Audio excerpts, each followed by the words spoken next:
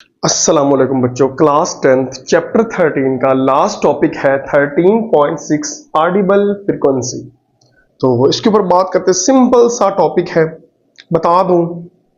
बच्चे कमेंट कर रहे थे कि सर बता दिया करें कौन सा शॉर्ट है कौन सा लॉन्ग है। तो व्हाट इज ऑडिबल फ्रीक्वेंसी, इसकी रेंज, ये शॉर्ट क्वेश्चन आता है।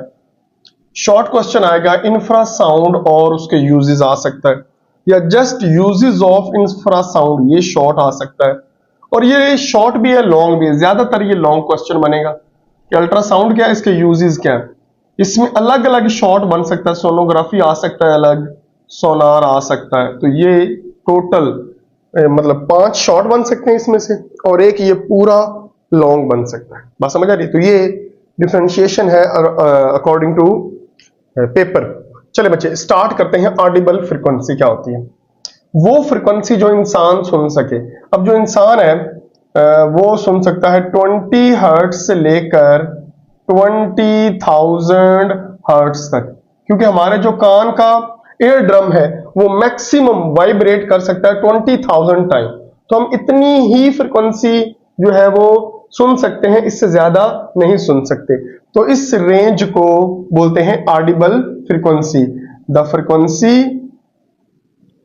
The frequency range which is audible for human, बस called audible frequency range। बच्चों याद रखना 20 to 20,000 हर्ट्ज।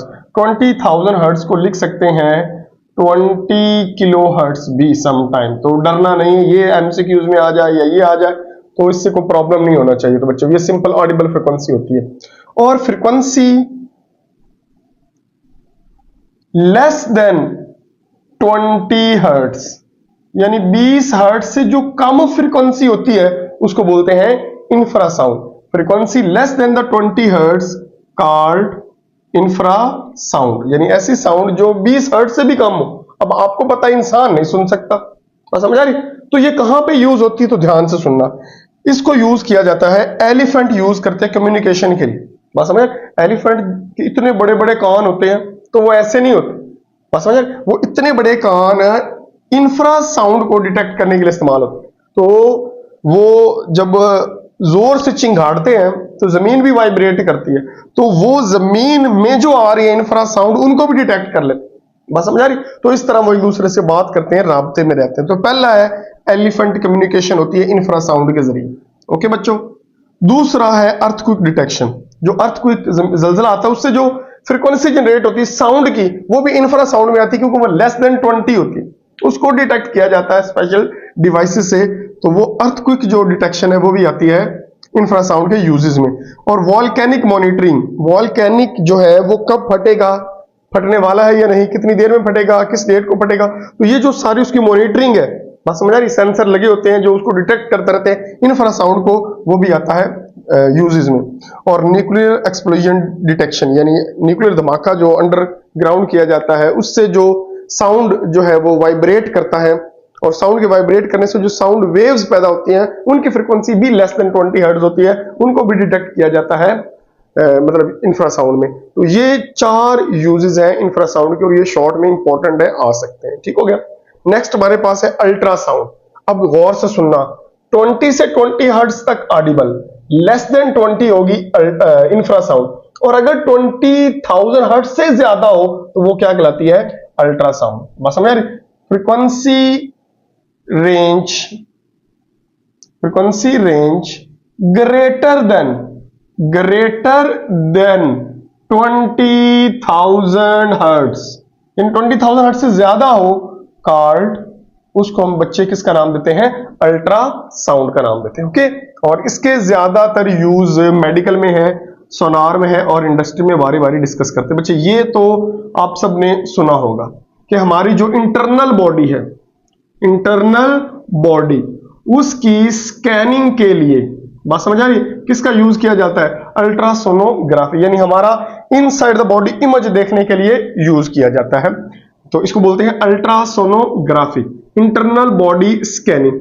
इसको पेरेंटल स्कैनिंग के लिए भी इस्तेमाल किया जाता है। पेरेंटल स्कैनिंग यानी जो मदर है उसकी वॉर्म में जो बेबी होता है उसको डिटेल से स्टडी किया जा सकता है, बात समझ आ रही, और पता लगाया जा सकता है उसमें क्या क्या कॉम्प्लिकेशन है, उसकी हार्ट बीट, बात समझ आ रही, ये सारी चीजें चेक करके उसकी जो हेल्थ है उसके बारे में प्रेडिक्ट किया जाता है, उसको ऑब्जर्व किया जाता है। तो पेरेंटल स्कैनिंग भी किसमें आती है, अल्ट्रासाउंड में। ओके, मेडिकल में अगर मैं बात करूं तो ये जो ब्लड क्लॉट होता है उसको रिमूव करने के लिए भी अल्ट्रासाउंड का इस्तेमाल किया जाता है। ये जाती हैं, तो मैं थोड़ा सा पेरेंटल के बारे में बता दूं, ये जाती हैं और उस ऑर्गन से, टिश्यू से रिफ्लेक्ट होकर वापस आती हैं, और जिस चीज से रिफ्लेक्ट होकर वापस आती है उसका क्या बनाती हैं, इमेज बना, और इस तरह उस इमेज को स्टडी किया जाता है, बात समझ आ रही। ब्लड क्लॉट के बाद बच्चे आप लोगों को बता दूं कि ये जो है जर्म्स वगैरह, जरासीम वगैरह जर्म्स, उनको किल करने के लिए भी इस्तेमाल होता है, और थायराइड ग्लैंड को स्टडी करने के लिए भी इसका इस्तेमाल किया जाता है। तो मेडिकल में इसके काफी सारे यूज हैं बच्चों, याद रखना। उसके बाद आ जाता है सोनार। सोनार की अगर मैं एब्रीवेशन लिखूं तो ये होता है sound navigation and ranging, navigation and ranging. ये क्या करता है बच्चों, ये समंदर की डेप्थ फाइंड करने के लिए इस्तेमाल होते हैं साउंड वेव, यानी हमारे पास ये कोई कश्ती है या जो भी है, हम क्या करते हैं, साउंड वेव भेजते हैं, टकरा के वापस आती हैं, तो आपको पता है ये डिस्टेंस कवर करती हैं, और हमें इनकी स्पीड का मतलब पता है, तो S इज इक्वल टू क्या होता है, VT। इनकी स्पीड हमें पता है, पानी में साउंड वेव की क्या स्पीड होती है, टाइम कितना लगता है आने और जाने का, उससे हम क्या फाइंड कर सकते हैं, डिस्टेंस, डेप्थ फाइंड कर सकते हैं, बात समझ आए। उसके अलावा ये जो अंडर द सी ऑब्जेक्ट होते हैं उनकी शेप भी ड्रा कर देता है, यानी जिस शेप से साउंड वेव टकरा के वापस आती है वो शेप बता सकता है वो कैसी है, बात समझ आ रही। तो ये चीजें बच्चे याद रखने। सोनार अगर ये तब होता 1912 में, आई थिंक, जो टाइटैनिक डूबा था उसमें इतनी एडवांस टेक्नोलॉजी नहीं थी जो आजकल है, तो कभी भी वो आइसबर्ग से ना टकराता, क्योंकि सोनार उसको दूर से डिटेक्ट कर लेती है, हाँ भाई इधर प्रॉब्लम है। तो ये बच्चों आप लोगों ने याद रखना है, ये हमें बताती है कि रास्ते में कोई आइसबर्ग है या कुछ इस तरह की चीज है, तो हम पहले ही कॉन्शियस हो जाते हैं, अलार्म बजना शुरू हो जाता है।